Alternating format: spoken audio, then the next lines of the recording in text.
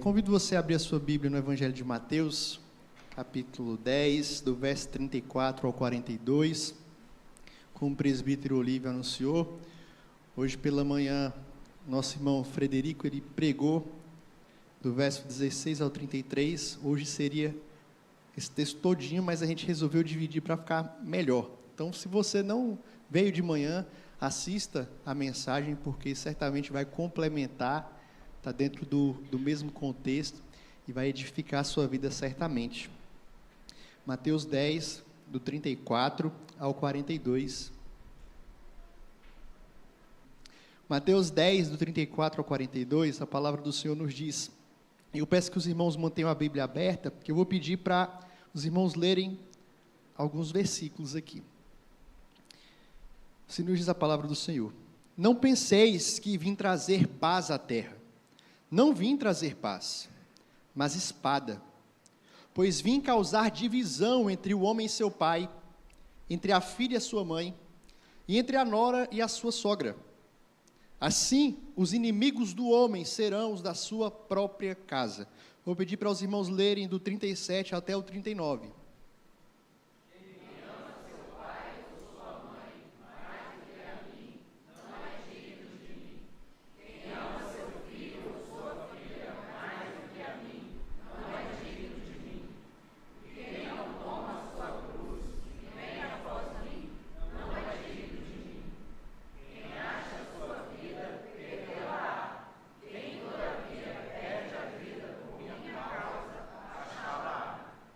Quem vos recebe, a mim me recebe. E quem me recebe, recebe aquele que me enviou. Quem recebe um profeta no caráter de profeta, receberá o galardão de profeta. Quem recebe um justo no caráter de justo, receberá o galardão de justo. E quem der a beber, ainda que seja um copo de água fria, a um destes pequeninos, por ser este meu discípulo, em verdade vos digo que de modo algum perderá o seu galardão. Senhor, mais uma vez nós nos encontramos diante da Tua presença em oração, nesse momento diante da Tua palavra, que foi lida, e cremos que é a verdade, e é a vontade do Senhor. Muitas vezes, ó Deus, nos deparamos com textos como esses, que de fato são difíceis, mas que o Senhor possa trazer luz ao nosso coração e às nossas vidas, e por misericórdia, nos capacitar a entender e a viver isso, Deus. Em nome de Jesus que nós pedimos, confiados no Senhor, que fala. Amém. Eu tive que pagar um alto preço por causa da minha conversão. Para algumas pessoas, eu era um sujo que negou a religião verdadeira e a vendeu. Para outros, eu havia ficado louco ou sofrido uma lavagem cerebral. Tudo isso refletia o modo como viam meus pais e meus irmãos. Era uma grande vergonha para eles. Hoje, vivo refugiado em outro país por causa do Evangelho. Não vejo minha família há muitos anos. Perdi 2 irmãs e não consegui voltar ao meu país para vê-las. Tive o passaporte cancelado em Marrocos por ter me convertido. Não posso mais voltar por causa da minha fé. Perdi amigos, emprego, casa, bens materiais, mas ganhei muito mais. Ganhei Jesus Cristo como Salvador da minha vida. O que você pagou por causa de Cristo? Quanto vale Jesus para você? Esse é um trecho do testemunho do irmão Mervi, um marroquino que é membro, ou era, membro da família real do Marrocos, filho de uma das maiores, ou da maior autoridade religiosa daquele país, que conheceu Jesus Cristo e por causa disso foi desprezado pela sua família.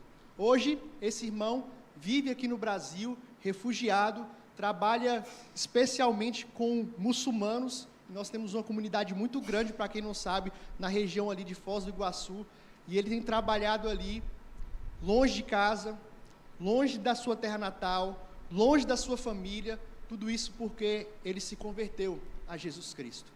E ele conta que ainda sofre por causa disso.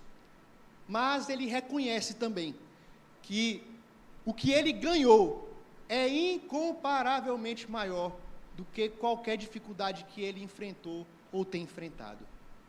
Mervi, ele experimentou e tem experimentado exatamente o que Jesus falou aos seus discípulos aqui. Palavras que continuam tendo a mesma validade e que devem produzir em nós, discípulos, atenção, autoexame, renúncia, consolo e muita esperança. O texto que nós acabamos de ler, ele está dentro dessa grande sessão que nós começamos na semana passada, do capítulo 10, que é chamado por alguns de a pequena comissão ou a primeira comissão, que é quando Jesus envia os seus discípulos para irem de 2 em 2, pregando o evangelho às ovelhas perdidas da casa de Israel. E aqui nós percebemos que todos os discípulos de Jesus são chamados para ir e anunciar o evangelho. Essa é uma tarefa, é uma atividade de todos nós. Se você é um discípulo de Jesus, você tem essa responsabilidade de ter o evangelho com você e anunciar o evangelho para os outros, dar testemunho do reino. Porém, nós temos visto que antes de enviar, Jesus faz aqui uma série de orientações, diretrizes para os seus discípulos. Hoje pela manhã, especialmente, nós vimos Jesus trazendo uma fala de admoestação, dizendo que por causa desse evangelho, esses irmãos iriam sofrer perseguição, iriam sofrer escárnio. Assim como ele estava sofrendo, os discípulos sofreriam também. Mas vimos também um incentivo, uma vez que o Senhor ama os seus discípulos, e os seus discípulos têm muito valor para Jesus. Nós vimos isso hoje pela manhã. Pela graça de Deus, Ele nos confere valor e nos incentiva então a testemunhar, a confessar diante dos homens o seu nome, com a esperança de que Ele um dia nos confessará os nossos nomes diante do Pai que está nos céus. E nessa mesma perspectiva, então, Cristo aqui continua trazendo alerta e esperança para a caminhada dos discípulos, e é sobre isso que eu queria pensar com vocês nessa noite. Primeiro, o alerta de que nessa caminhada nós teremos conflitos. Verso 34 ao verso 37. Meus irmãos, esse é um texto muito difícil de ler. E talvez para alguns até indigesto mesmo. Porque ele vai trazer uma verdade aqui que incomoda, que gera desconforto. Para muitos também, o que a gente acabou de ler pode ser uma contradição. Como é que pode Jesus, o príncipe da paz, dizer que veio trazer espada e não a paz? Como é que aquele que diz que é bem-aventurado os pacificadores e diz que veio causar divisão, como é que isso é possível? Como é que a gente pode conciliar isso? Nós sabemos que Cristo ele veio restabelecer a paz. Quando nós lemos o capítulo 9 de Isaías, o anúncio daquela promessa de que o Messias viria acabar com a guerra, limpar as nossas roupas sujas de sangue, para restaurar a paz, tanto que ali um dos nomes dados a Cristo é o príncipe da paz. Ele veio restaurar a paz, mas essa paz não é restaurada sem que haja conflito, sem que haja confronto. Essa paz, para ser restaurada, essa paz que Cristo está estabelecendo, ela não acontece sem que antes haja guerra. E é justamente isso que ele está dizendo aqui aos seus discípulos. Em especial, no meio do povo judeu, no meio do seu povo, eles seriam divididos, eles estariam em conflitos. E o motivo desse conflito, meus irmãos, não é outro senão a mensagem do Evangelho. Essa é a causa da divisão, essa é a causa dos conflitos, porque a mensagem do Evangelho, ela é ofensiva. O Evangelho ofende as pessoas, o Evangelho ofende a sociedade. Essa mensagem foi rejeitada, e juntamente com a mensagem, o mensageiro foi rejeitado, e juntamente com o mensageiro, aquele que enviou o mensageiro também foi rejeitado. E agora os discípulos de Jesus, e nós hoje também, não devemos esperar algo diferente. Seremos rejeitados por causa do Evangelho. Enfrentaremos embates e oposição por causa do Evangelho, porque a mensagem do Evangelho é ofensiva. Foi ofensiva para os judeus que primeiro receberam essa mensagem, foi escândalo, a palavra fala que foi tropeço para eles, porque eles não creram. Eles se iravam quando ouviam Jesus pregar. Nós já, lendo aqui o Evangelho de Mateus, a gente já percebeu isso. Na última mensagem que eu preguei, quando falava da cura dos 2 cegos, vocês lembram que os fariseus, os religiosos da época, diziam que Jesus estava fazendo aquilo pelo demônio é que ele expulsava outro, pelo maioral dos demônios é que ele fazia isso. Eles blasfemavam contra Jesus, eles rejeitavam a mensagem de Jesus, e essa mensagem causa desconforto e provocava ira nas pessoas, porque a mensagem do reino é: o reino está chegando, arrependam-se, arrependei-vos. O Evangelho, meus irmãos, mostra a realidade do homem, de que todo homem sem Deus está errado, está caído, está perdido e precisa se arrepender. Tanto o judeu como o gentil, seja um evangélico ou um ateu, seja um branco ou um negro, seja quem quer que for a pessoa, ela precisa se arrepender, porque ela está em pecado, ela está caída. E isso, meus irmãos, causa escândalo, isso causa revolta, isso causa ódio em muitas pessoas. Por que o conflito existe?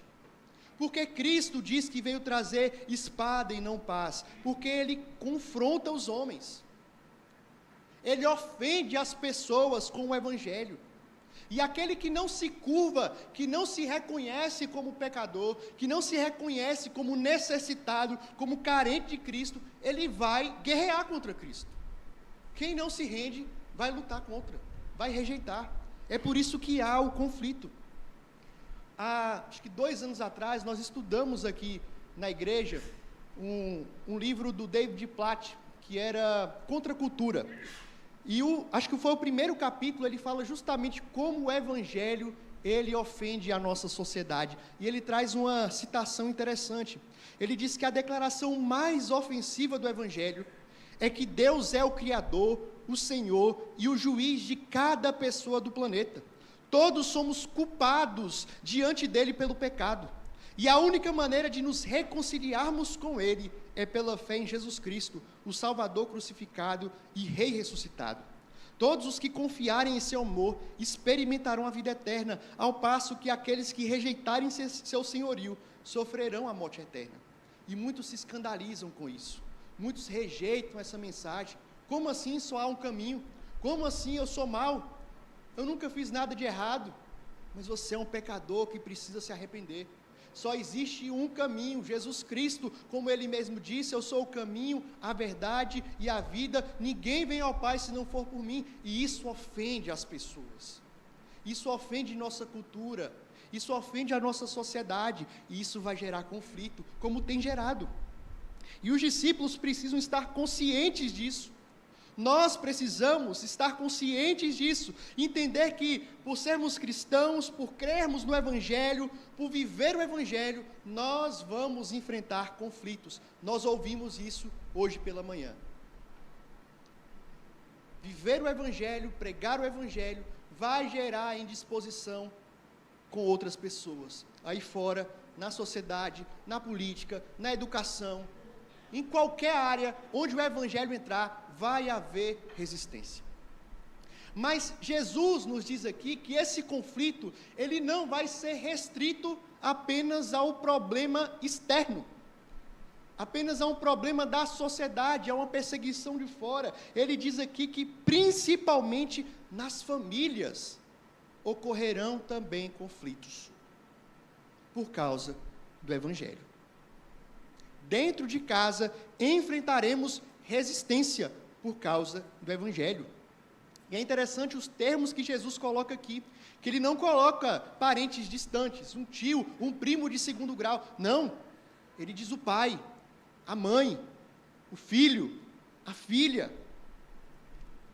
Que Mateus está, esse texto, essa parte aqui, do verso 34 ao verso 35, ele está citando o que a gente encontra lá em Miqueias, capítulo 7, verso 6, a respeito do juízo do Senhor que viria contra Israel, e que haveria ali divisão na família, porque uns vão permanecer fiéis e outros não. E o grande ponto que Jesus traz aqui é: qual deve ser então a nossa postura quando esses conflitos aparecerem em nossa casa?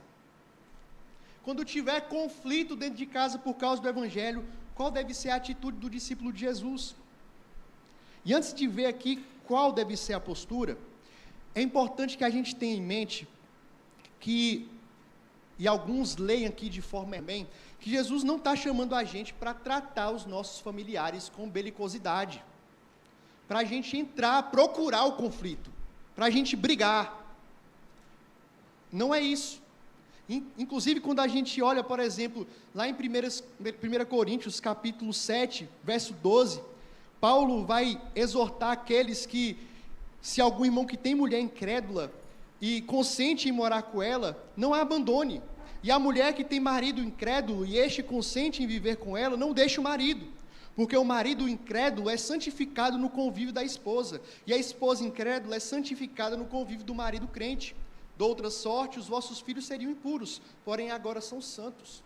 Então a ideia é, mesmo que dentro de casa você tenha um pai, uma mãe, um esposo, uma esposa que não são crentes, abençoe a vida dele.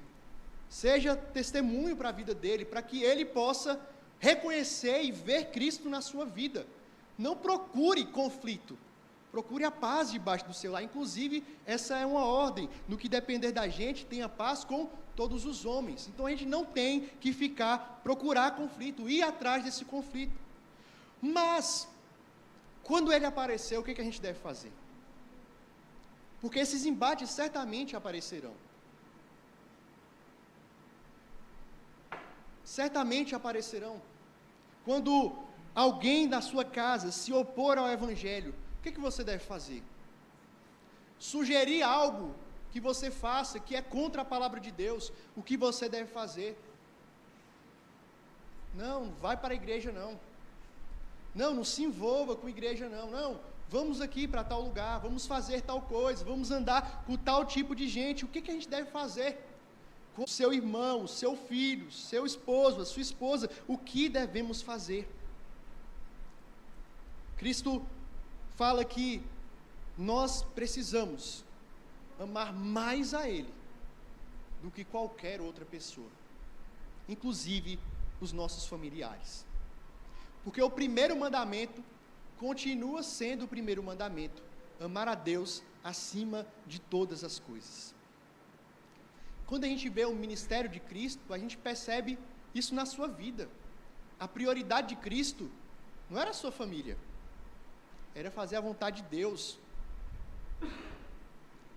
Um dos episódios que nós veremos no Evangelho de Mateus, mas daqui a pouco, quando os familiares de Jesus chegam procurando ele, e aí Jesus vai falar: quem é minha mãe? Quem são meus irmãos? O compromisso que Jesus tinha não era de agradar a sua família. O compromisso que Jesus tinha era de agradar o seu Pai, era de agradar Deus. E assim também devemos ser, queridos. Nós não queremos a guerra, nós queremos a paz, mas nem sempre será possível manter a paz dentro do nosso lar. Nós vamos enfrentar barreira. E quando isso acontecer, nós precisamos ter no nosso coração devoção total a Cristo. Lealdade primeiro vídeo. Mas alguém próximo de mim tem enfrentado uma situação complicada. Ela faz parte de uma religião e ela tem descoberto que essa religião, na verdade, tomar essa decisão de romper. Só que essa religião, um dos aspectos terríveis dela, e por isso ela é considerada uma seita, é porque quando você abandona, os familiares são incentivados a excluir esse familiar que sai do convívio para o Senhor de verdade, de fato. Talvez esse não seja um conflito que você enfrente na sua casa para chegar nesse ponto. Mas mesmo nós que somos cristãos, temos um lar cristão, temos Cristo em nossas vidas, nós podemos nos deparar com situações em que a gente se coloca nessa situação. Afinal de contas, quando nós pecamos, nós estamos dizendo não para Cristo e sim para a gente, não para Cristo e sim para o outro. Então, conflitos desse tipo, nós enfrentaremos sempre. Que nós tenhamos em mente que aquele que ama pai, mãe, filho, filha, qualquer outra coisa mais do que a Cristo, não é digno dele. O Senhor então nos alerta que enfrentaremos conflitos na nossa caminhada. Mas Ele nos dá um outro alerta aqui nesse texto, um alerta de renúncia. Mateus prossegue aqui com as orientações de Jesus aos seus discípulos, que se volta agora para um alerta interno. Se por um lado nós enfrentamos conflitos externos, seja dentro de casa ou fora de casa, o discípulo de Jesus também enfrenta conflitos no seu interior, no seu coração, na sua mente. Por isso Cristo nos alerta aqui quanto à necessidade de renúncia. Ele diz: e quem não toma a sua cruz e vem após mim, não é digno de mim. Meu querido, não há outra forma da gente explicar isso se não for morrer para o mundo. Ou quem sabe até mesmo morrer literalmente por causa de Cristo. Jesus deixa muito claro que o discípulo e o caminho do discipulado é tomar a cruz e segui-lo. E essa é a primeira vez que a palavra cruz vai aparecer aqui no Evangelho de Mateus. A cruz é um instrumento de morte, a cruz é um instrumento de humilhação, a cruz é um instrumento de escárnio.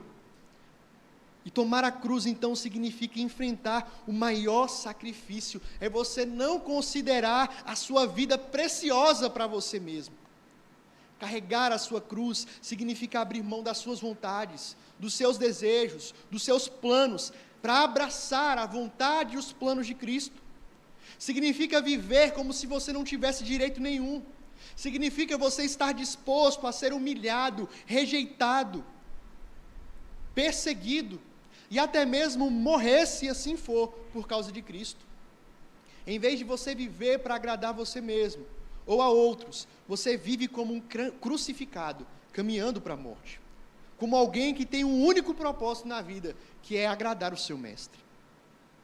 Há uma hierarquia que a gente costuma negligenciar. Amar a Deus, amar ao próximo e amar a nós mesmos. E para a gente amar a Deus, a primeira coisa que a gente precisa fazer é negar a nós mesmos. É negar as nossas vontades e os nossos desejos. Ele fala que se você não está disposto a negar a si mesmo, tomar a sua cruz e seguir-me, você não é digno de mim. Meus queridos, quantas vezes a gente se coloca nessa situação da gente amar mais a gente do que a Deus, da gente agradar mais a gente do que a Cristo. Você sabe o que a palavra de Deus diz, você sabe o que a Bíblia manda você fazer, e você faz o contrário. Você está amando mais a você do que a Cristo. Toda vez que você sabe o que é certo, o que agrada a Deus, o que está na palavra, e ainda assim você escolhe fazer errado, você está dizendo: eu amo mais a mim mesmo. Eu prefiro o meu prazer, eu prefiro o meu conforto, eu prefiro o meu bem-estar do que agradar a Cristo. E Jesus diz: quem assim procede não é digno de mim. Confirmando então essas palavras e trazendo mais clareza aqui quanto ao que é tomar a cruz, Cristo diz que quem acha a sua vida, perdê-la-á. Quem toda vida perde a vida por minha causa, achá-la-á.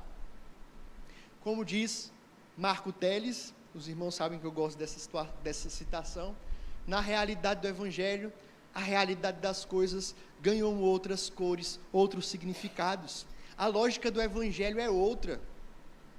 A gente precisa perder para ganhar. A gente precisa morrer para viver. A gente precisa dar, ao invés de reter. E ganhar a vida aqui significa perder, enquanto perder a vida aqui significa ganhar. E nós precisamos então compreender, e Jesus queria e intenciona aqui que os seus discípulos entendessem isso, qual é a lógica do reino, o que de fato tem valor para o reino de Deus, o que de fato deve ter valor para o discípulo de Jesus, porque o que nós vemos aí fora, e que é valor, a gente sabe. O que é ter valor aí fora? É você ter um nome, é você ser reconhecido, é você ter nem graduação mais hoje, né? Nem você ter um curso superior, você tem que ter um doutorado, um pós-doutorado, você tem que viver em função disso, produzindo. É você ser sempre o melhor, e aqui não é se contentar em ser medíocre não, mas é o que você faz, o preço que você paga para conseguir isso. Jesus não está nos chamando aqui para fazer um voto de pobreza. A ideia não é que você não pode ter um carro, que você não pode ter uma casa, que você não pode ter um estudo, não é isso. Mas qual o valor que você dá para essas coisas? O quanto você prioriza isso em detrimento do reino? Quanto tempo você gasta correndo atrás dessas coisas? E quanto tempo você gasta correndo atrás do reino? Ou será que nessa corrida você consegue envolver o reino de Deus também? Fazendo, na verdade, da sua profissão, do seu estudo, da sua carreira, um instrumento de Deus para anunciar o reino? Ou não tem espaço na sua carreira, no seu estudo, no seu trabalho, aonde você está, no que você está correndo atrás, para o Evangelho? O que vale a pena para você? Do que vale a pena a gente investir, correr atrás? Nós estudamos alguns domingos atrás, ano passado, para ser mais exato, Jesus disse no Sermão do Monte: não acumuleis para vós outros tesouros sobre a terra, onde a traça e a ferrugem corrói, e onde ladrões escavam e roubam, mas ajuntai para vós outros tesouros no céu, onde traça nem ferrugem corrói, e onde ladrões não escavam nem roubam, porque onde está o teu tesouro, aí estará também o teu coração. O que tem sido tesouro para a gente? Onde está o nosso coração de verdade? O que é que nós precisamos perder ainda para ganhar mais do Senhor? O que a gente precisa fazer morrer ainda dentro de nós? Do que você precisa abrir mão? O que é que você precisa renunciar? O Senhor promete, nós veremos agora, recompensa para os seus discípulos. Ele nos diz: ser fiel até a morte, e eu vou dar a coroa da vida. A coroa já está garantida, nós receberemos, e glória a Deus por isso. Ninguém pode tomar isso da gente. Mas antes de receber a coroa, o caminho é de renúncia, é de entrega, é de humilhação, é de perder, é de negar, é de tomar a cruz e seguir a Cristo. Cristo então nos faz um alerta de renúncia nesse caminho. Mas o texto termina com Cristo nos dando então uma esperança.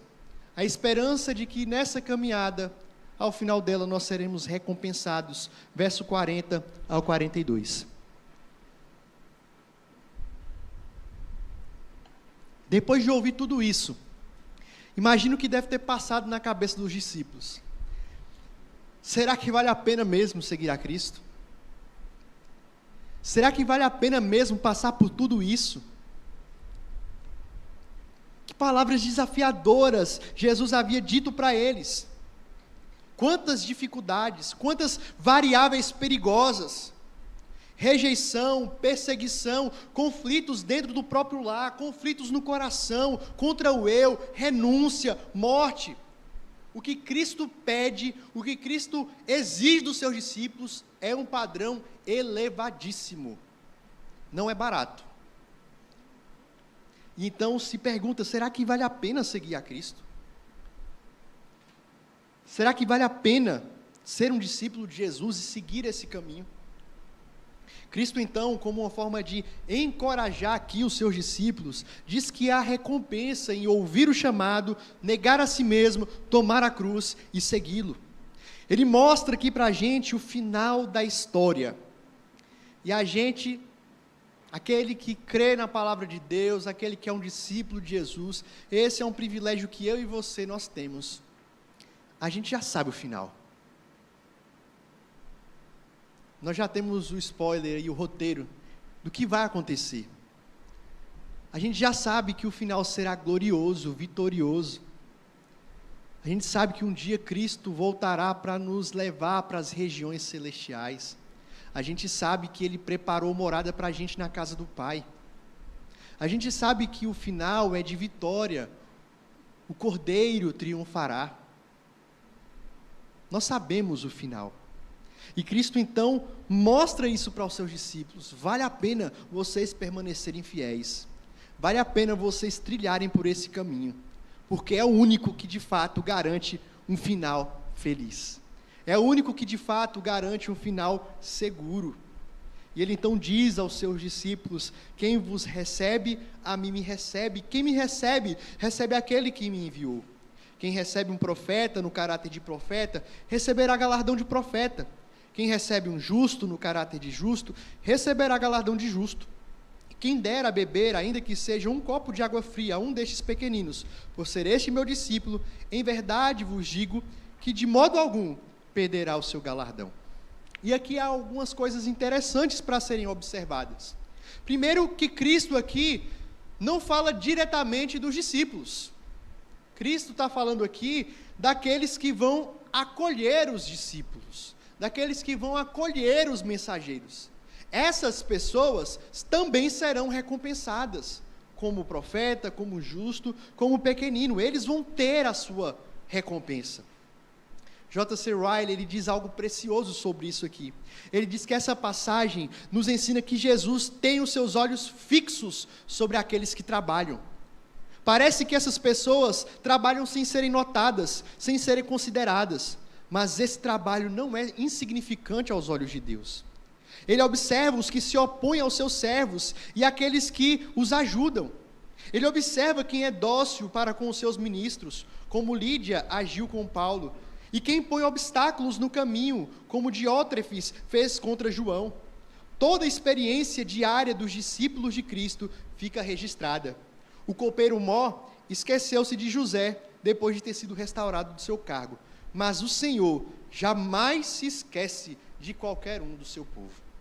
O Senhor conhece os seus discípulos, e mesmo aqueles que trabalham em prol do reino, não como os apóstolos, que ficaram conhecidos, foram autores de livros, pessoas mais relevantes, vamos assim colocar, tinham nome, andavam com Jesus, mas mesmo aqueles que trabalham nos bastidores, mas que se envolvem no reino, que servem no reino, eles também receberão recompensa.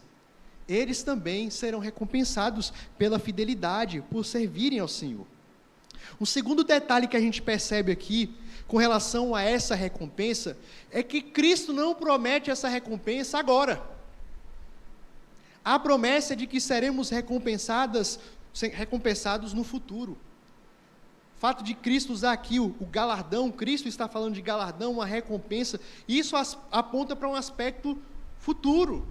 O discípulo de Jesus aguarda uma grande recompensa. E aqui a gente precisa voltar isso para os nossos corações realmente, porque a corrida que se tem aí fora, e muitas vezes nós entramos nessa corrida, é para buscar recompensa hoje. Nós queremos ser reconhecidos por aquilo que a gente faz. A gente quer ser recompensado por aquilo que a gente faz. E quando nós somos reconhecidos, quando nós somos recompensados, a gente pensa, não vale a pena. Ou a gente se frustra, porque nós queremos isso.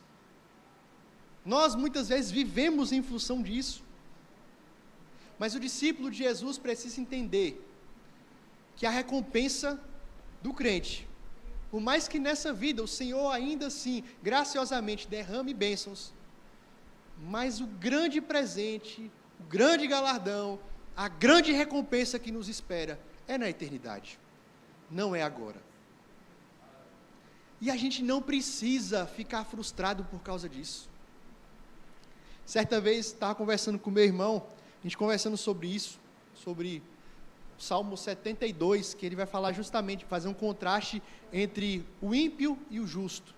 Aquele que corre atrás de tudo aqui nesse mundo, vive uma vida de qualquer jeito, vive uma vida de impiedade, mas parece que nada acontece de mal com ele. O texto do Salmo 72 diz que até o aspecto físico dessa pessoa é melhor do que do servo de Deus. E muitas vezes a gente olha assim, cara, será que vale a pena mesmo? A gente vê tanta gente fazendo coisa errada, vivendo uma vida desregrada, e tem tudo. Tem casa, tem trabalho, tem uma família bonita, tem dinheiro. Quando faz coisa errada não acontece nada, não é preso, não sofre as consequências, sai ileso. E a gente pensa, será que vale a pena andar na linha, andar corretamente, agradar a Deus, ser um servo do Senhor? E aí meu irmão falou, André, a gente não pode esquecer que as pessoas que não têm a Cristo, o que ela vai ter de bom é aqui nesse mundo. O que ela vai ter de recompensa, de bênção, é aqui nesse mundo. Mas a recompensa do servo do Senhor, que não se perde, que não acaba, está reservada, guardada na eternidade para a gente. A gente precisa entender do que realmente vale a pena a gente correr atrás e investir. São nos valores eternos, é na vida eterna, e o Senhor garante, os discípulos, aquele que se manter fiel, eles têm a garantia de recompensa, de galardão. A palavra nos fala, de muitas formas, a respeito das recompensas para aqueles que permanecem fiéis ao Senhor. Nos fala de um lugar maravilhoso, nos fala de comunhão plena com Deus, nos fala de um lugar cheio de paz, de descanso verdadeiro, um lugar onde não haverá mais choro, morte, doenças, pecado, um lugar extraordinário, onde olho nenhum viu, ouvido ouviu, ou jamais mente alguma imaginou de tão maravilhoso que é esse lugar, de tão extraordinário que ele é. A Bíblia nos fala de coroa, nos fala de tronos, nos fala de estarmos assentados com o Senhor, de vestes brancas, de uma casa com aposento para todos nós, nos fala de uma mesa, de um banquete, de uma refeição maravilhosa, de um casamento, de festa, tudo isso garantido para aquele que toma a sua cruz, nega a si mesmo, segue ao Senhor, para aquele que vive uma vida de obediência, de renúncia, de fidelidade a Deus. As bênçãos que o Senhor tem para cada um de nós, nem todas são para essa vida. Muitas nós já temos desfrutado, e nós podemos glorificar a Deus pelas bênçãos que Ele tem nos dado. O fato de nós estarmos aqui, o fato da gente ter o privilégio de ouvir a palavra, o fato da gente poder livremente cultuar o Senhor, a gente ter acesso a uma Bíblia, da gente orar, tudo isso já é bênção que o Senhor nos deu. Mas a gente não pode perder de vista que a maior bênção Ele tem reservado para a gente na eternidade. Disponível para todos os crentes. Meus irmãos, nós somos desafiados nesse texto.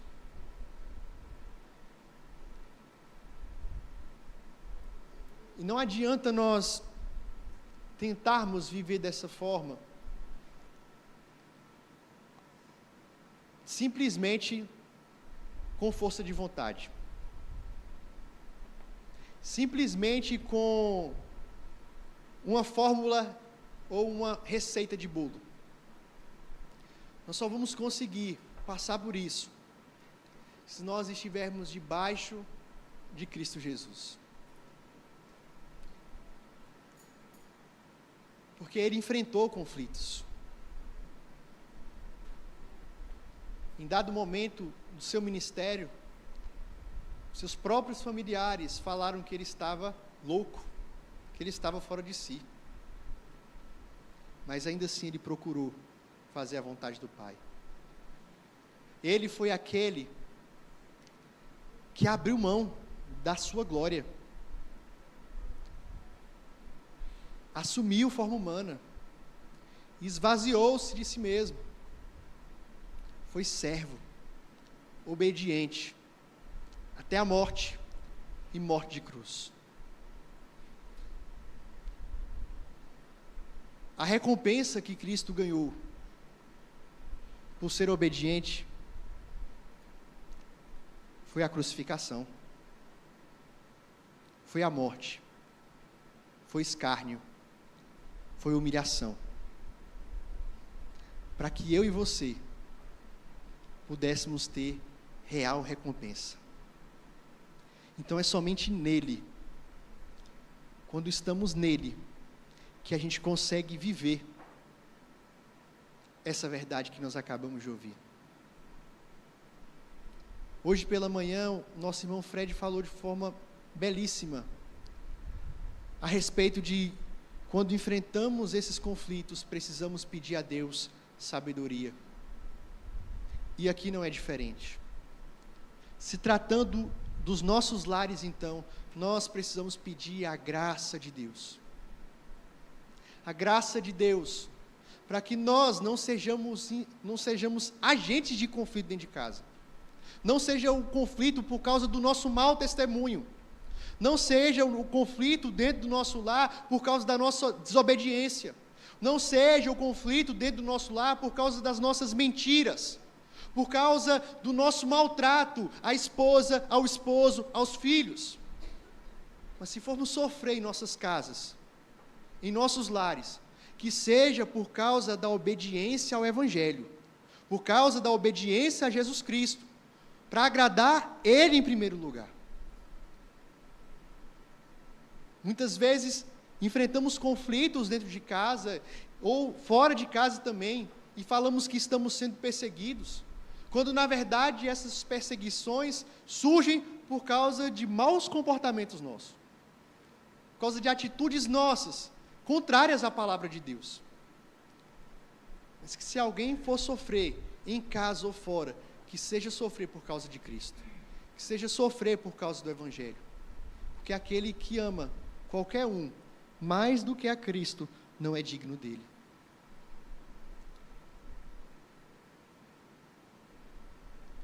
Nós precisamos aprender e lembrar que ainda nessa vida, e esse tomar a cruz é uma atitude que vai nos acompanhar até o dia em que nós iremos nos encontrar com Cristo. Esse caminho de renúncia vai nos acompanhar até o dia da gente se encontrar com Ele. Diariamente, o homem precisa negar a si mesmo, tomar a sua cruz e seguir a Cristo. Diariamente, nós precisamos lutar contra o nosso velho homem, lutar contra a nossa velha natureza, abandonando diariamente os nossos pecados, as nossas vontades, os nossos prazeres, para seguir a Cristo. Com a certeza, meus irmãos, de que vale a pena. O irmão Mervi, ele hoje vive aqui no Brasil, como um refugiado, que há mais de 10 anos não vê o rosto dos seus pais. Na verdade, ele conta no seu testemunho que, quando ele sai de casa, o pai disse que ele perdeu o filho dele. Para o seu pai, ele morreu. E tudo isso por causa do Evangelho. E ele termina dizendo que ele disse que perdeu tudo por causa do Evangelho, mas ele também ganhou tudo por causa do Evangelho.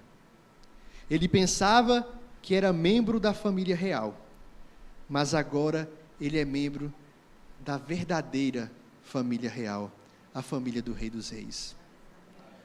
Meus irmãos, vale a pena seguir ao Senhor. Vale a pena enfrentar as oposições desse mundo, manter-se fiel ao Evangelho, porque aquele que prometeu, ele é fiel.